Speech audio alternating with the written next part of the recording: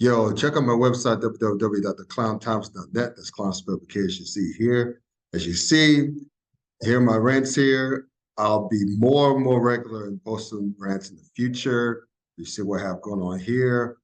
Also, you can also get your merch here at www.cafepress.com. Search for the Clown Town Sports. You see here I have sweatshirts, hoodies, baby gear, mugs, t-shirts. So just come on over and grab yourself some merch. I hadn't talked about you. I hadn't spoken to you in a while, period, because we've been both busy. But something that's been going on that's really popular that no one saw coming. Well, except for those who follow the sport closely, is women's basketball. Now, the college game of women's basketball has been scoured for the past couple of seasons because largely, not solely, but largely because of one Caitlin Clark, who can shoot logo threes, can pass the ball like Larry Bird, just brings a whole flashy brand of basketball to the women's game. And also, she just happens to be from Iowa and also happens to be a straight white. Let's just call it for what it is. But she's a ball.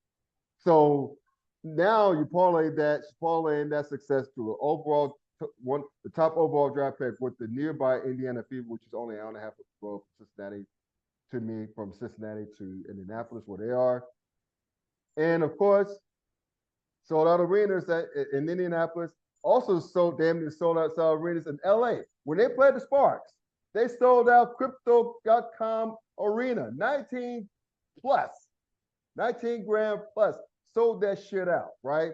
And also upcoming games against the Las Vegas Aces. Even though, mind you, the Aces are two-time defending WNBA champs. Balls all over the squad, led by one Asia Wilson and Kelsey Plum. They moved their game from Mandalay, I think it's Mandalay Bay, which seats a little over 10,000, which they draw well, by the way. They do a good job of drawing. To T-Mobile Arena, which is 18,000, where the Vegas Golden Knights hockey team play. And they sold that joint out. You can't deny that. But to me, I think it's a multi-layered conversation. Probably have to do part two next week or whatever, because we don't have much time left. But basically, to me, it's a multi-layered, very nuanced conversation. To me, that touches on both race and sexuality.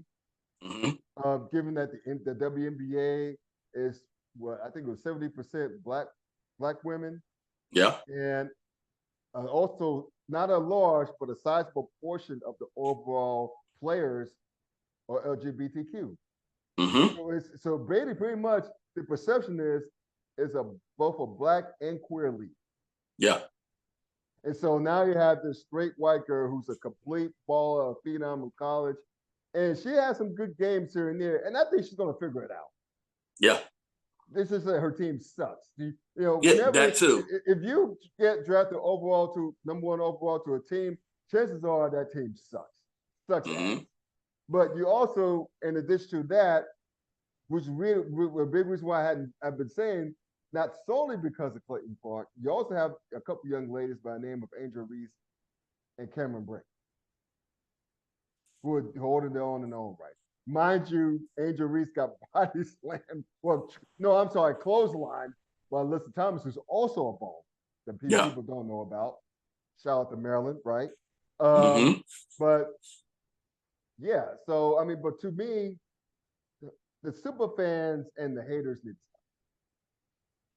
stop. I mean, you could tell who's been just checking out the WNBA for the first time, which is fine.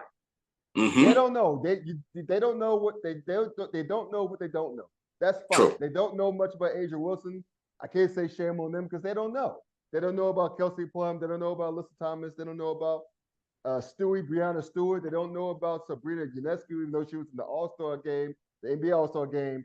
Could have beaten Steph Curry in the three-point contest from the NBA three-point line, mind you. This is going to show you that they don't realize that WNBA is full of ballers. Yeah. And it's going to be tough. That's what Diana Taurasi, another legend, that's what she was trying to say. That's what Brianna Stewart was trying to say. That's what the Great Show Swoops was trying to say. It's different. None of them said that Caitlin's going to fall on her face. None of them said that they don't want her to do well. They want her to do well. They believe that she would do well. But to quote Diana Taurasi, there's levels to it. Yeah. And Caitlin, along with Angel Reese, along with Cameron Brink, and the other rookies from Kara Jackson, Camila Cardosa, they're finding that shit out. But they'll be fine. True. Which is the WNBA. Yeah, which is true with every sport, right? Yes.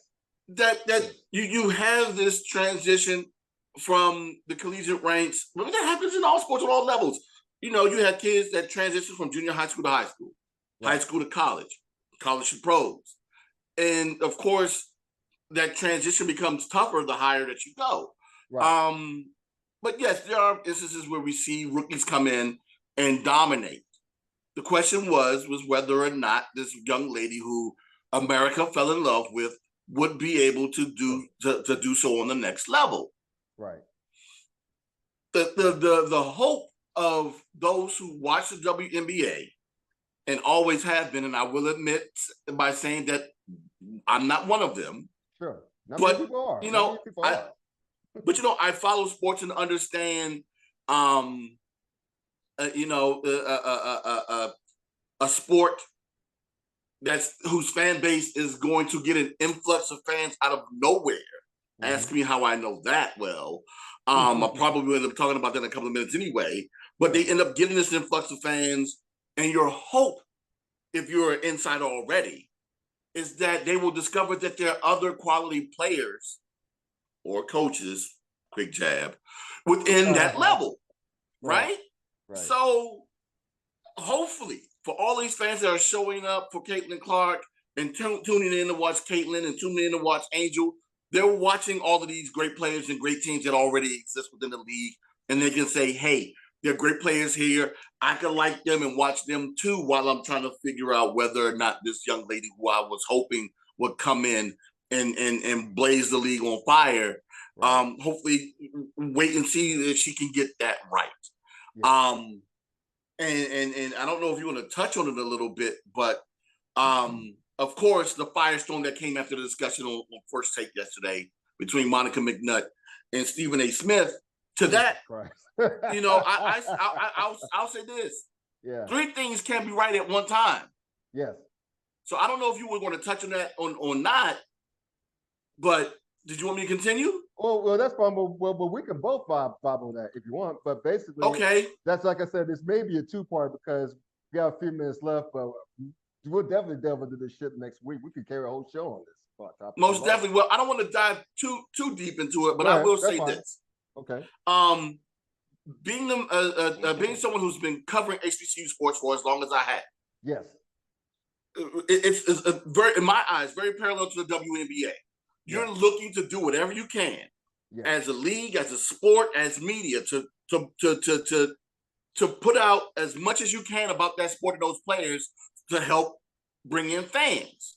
Right. Once those fans come in, it's almost kind of like an educational period needs to go on because there's an assumption that is had or an expectation based upon what we see in other sports. Mm-hmm. But when we don't see it done in that new sport that we've attracted to, things look a little crazy to them. Mm-hmm. And those insiders kind of question them. Right. I would say to both sides, be patient. Mm-hmm. And to those new guys, those newbies, get educated. Mm-hmm. And for those that are insiders, do whatever you can to educate those who are newly coming in without berating them. Because if you do that, all you're going to do is drive them away from the sport for something that all you wanted to do was get more eyes on your sport in the first place. There you go.